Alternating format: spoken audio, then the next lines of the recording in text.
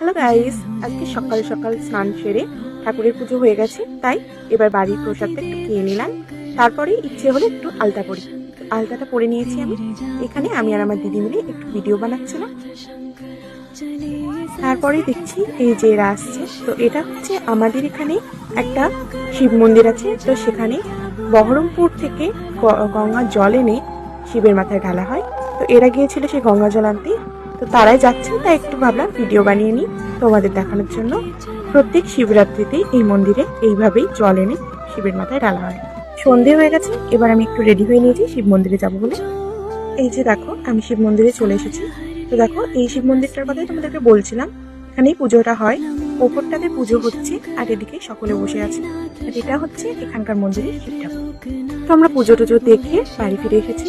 এবারে আমরা ডিনার করে নেব। তো ডিনারে ছিল আজকে ফুলকো লুচি, আলুর দম, ছোলার ডাল আর ছিল গাজরের ক্ষীরমালাই। তো এই সব দিয়েই আমরা রাতের ডিনারটা সেরে নিলাম। তো চলো বন্ধুরা, আজকের মতন এখানেই ভিডিওটা শেষ করছি। তোমাদের যদি এই ভিডিওর কিছু পার্ট ভালো লেগে থাকে, অবশ্যই আমার চ্যানেলটাকে সাবস্ক্রাইব করতে ভুলবে না। আর হ্যাপি মহাশিবরাত্রি টু অল।